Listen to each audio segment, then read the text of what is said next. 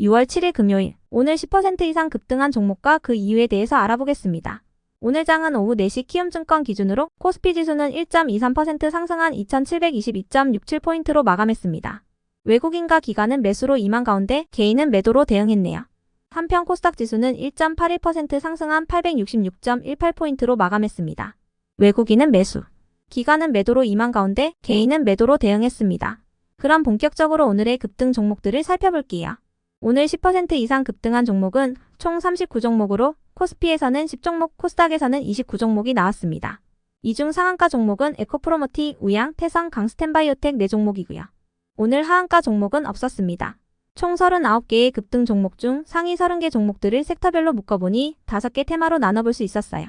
그 외 나머지는 개별 이슈로 오른 종목들인데요. 먼저 1번 2차전지 섹터입니다. 유럽연합집행위원회가 7월 4일부터 중국산 전기차에 잠정적인 관세를 부과할 예정이라는 소식이 전해진 가운데 금리 인하 기대감이 지속되면서 성장주인 2차전지 섹터의 투자 심리가 개선되는 분위기입니다. 어젯밤 미국장은 고용동향 보고서 발표를 앞두고 혼조세를 보였지만 테슬라와 리비안 등의 주요 전기차 기업들이 상승세를 보인 점도 국내 2차전지 기업들에게 혼풍으로 작용했는데요. 테슬라가 중국에서 자율주행 사업을 위한 절차를 이어가고 있는 부분과 전기차 산업의 캐즘 현상 속에서도 테슬라와 현대, 기아차의 전기차 판매량은 견조한 모습을 보이고 있다는 부분도 2차전지 섹터의 호재로 작용된 모습이었네요. 이러한 분위기 속 2차전지 섹터가 강세를 보였습니다. 다음은 이번 반도체 섹터입니다. 잠시였지만 엔비디아가 애플을 제치고 시가총액 2위에 올랐습니다. 다만 엔비디아의 주가가 과도하게 올랐다는 평가가 나오면서 엔비디아는 현재 다시 3위 자리로 돌아왔는데요. 공매도와 더불어 엔비디아의 상승을 이끌었던 이유 중 하나인 액면 분할이 하루 앞으로 다가온 부분도 차익 실현 매물이 나온 이유라고 해석되고 있습니다. 한편 SK의 최태원 회장은 어제 대만에서 IT 업계 주요 인사들을 만나 AI 및 반도체 분야에서의 협업 방안을 논의했다고 전해졌는데요. 엔비디아 효과에 힘입어 SK하이닉스가 강세를 이어가는 가운데 SK하이닉스는 이혼 소송으로 인한 경영권 분쟁 기대감도 부각되며 강세를 보였어요. 이러한 분위기 속 젠슨항 엔비디아 CEO가 삼성전자와 마이크론의 HBM 반도체를 검사하고 있다고 밝힌 부분도 기대감을 입으면서 일부 반도체 기업들이 시장에서 함께 주목받은 모습이었네요. 다음은 3번 제약 바이오 섹터입니다. 글로벌 최대 제약 바이오 전시회로 꼽히는 바이오 USA가 폐막한 가운데 미국에서 중국의 바이오 기업들을 규제하는 생물보안법이 시행되면서 중국을 대체할 기술력을 갖춘 국내 바이오 위탁 생산 기업들의 수혜 기대감이 이어지고 있습니다. 증권사 중 일부는 현재 고금리 상황 속에서 바이오 기업들은 투자자들의 관심에서 멀어져 있지만 향후 금리가 내려갈 경우 다시 주목받을 수 있을 것으로 기대된다고 밝혔는데요. 그 중에서도 항암과 비만 치료제 분야에서 긍정적인 임상 결과들이 발표된다면 국내 바이오 기업들이 강세를 보일 수 있을 것으로 전망했어요. 이러한 소식 속 강스텐바이오텍은 줄기세포 기반의 아토피 피부염 신약 후보 물질인 퓨어스템 AD주의 임상 3상 결과가 이달 중 공개될 것으로 전망되면서 상한가로 마감했고요. 앞타바이오는 글로벌 빅파마 7곳과 기술 수출 협의를 진행 중이라는 단독 기사가 전해지면서 상한가에 가까운 가격으로 마감해 주었네요. 앞타바이오는 바이오 USA에서 총 25개의 제약사와 미팅을 진행했으며 이중 기술 수출을 협의한 곳은 7개사라고 전해졌습니다. 다음은 4번 식음료 수산 섹터입니다. 최근 식품업체들이 연이어 김 가격을 인상한 가운데 냉동김밥의 수출 기대감이 지속되면서 수산 및 식료품 섹터가 강세를 이어가는 분위기입니다. 이 같은 김 가격의 인상은 김의 원재료인 원초 가격의 인상 때문으로 원초 가격은 이상기후와 적조 발생으로 인해 전년 대비 2배나 급등한 것으로 알려졌어요. 이와 관련하여 그로스리서치에서는 라면과 냉동만두, 김밥의 유행에 힘입어 수산식품 중에서도 김에 대한 해외 수요가 나날이 증가하고 있다고 밝혔는데요.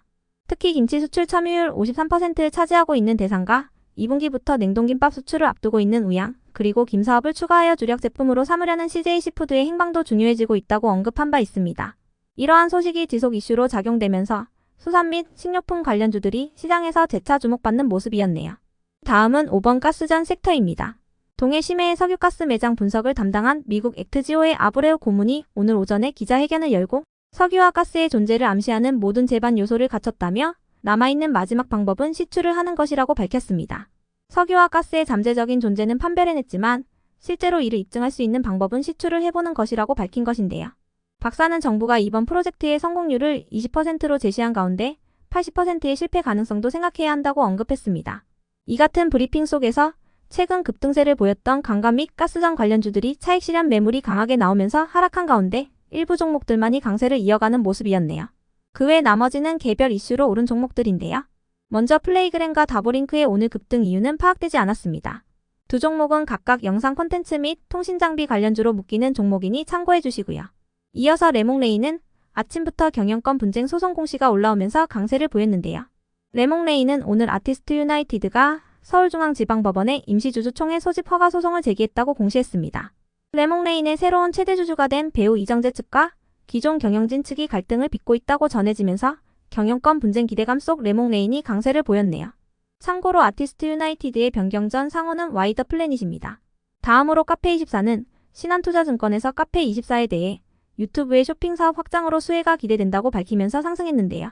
언론에 따르면 유튜브는 이틀 전 국내에서도 동영상 시청과 연계한 쇼핑 기능 확대에 나섰다며 한국에서는 우선 쿠팡이 제휴사로 참여했다고 전해졌습니다. 이러한 분석 속 과거 구글 측으로부터 투자를 받은 바 있는 카페24가 수혜주로 부각되었네요. 이어서 참엔지니어링이 상승했습니다. 삼성 디스플레이가 올 2분기 중국 BOE에게 가려했던 아이폰 15용 OLED 패널 물량을 대신 생산한다고 전해졌기 때문인데요. BOE는 그간 애플 측이 제기한 불량 문제를 해결하지 못했으며 이로 인해 국내 디스플레이 기업들이 대신 생산을 맡으면서 수혜를 잇는 모습입니다. 해당 소식에 OLED 관련주로 묶이는 참엔지니어링이 강세를 보였네요. 다음으로 SK스퀘어가 상승했습니다. 최태원 회장이 현재 이혼 소송을 진행하고 있는 가운데 주식도 분할 대상에 포함되면서 SK의 경영권 리스크가 지속 부각되는 모습인데요. 조 단위가 넘는 재산을 분할해야 한다는 판결이 나오자 자금 조달 방법으로 SK그룹주들의 배당이 부각되고 있기도 합니다. 한편 최태원 회장은 어제 대만에서 IT업계 주요 인사들을 만나 AI 및 반도체 분야에서의 협업 방안을 논의했다고 전해졌는데요. 엔비디아 효과에 힘입어 SK하이닉스가 강세를 이어가는 가운데 SK하이닉스의 최대주주인 SK스퀘어가 특히 부각된 모습이었네요. 더불어 국내 온라인 동영상 플랫폼인 티빙과 웨이브의 합병 기대감도 웨이브의 최대주주인 SK스퀘어의 지속 호재로 작용되고 있으니 참고해주세요. 끝으로 토마토 시스템이 상승했습니다. 의사협회가 17일부터 전체 휴진에 돌입하는 안건에 대해 오늘 자정까지 총파업 찬반 투표를 진행한다는 소식이 전해졌기 때문인데요. 현재 투표율은 50%를 넘어선 것으로 전해졌으며 총파업 투표 결과는 일요일 오후 2시에 공개될 예정입니다. 해당 소식에 전공의 총파업에 따른 비대면 진료 산업이 수혜 기대감을 입은 모습이었네요. 그럼 오늘의 거래량과 거래대금 상위 종목들을 시장별로 살펴보고 마칠게요.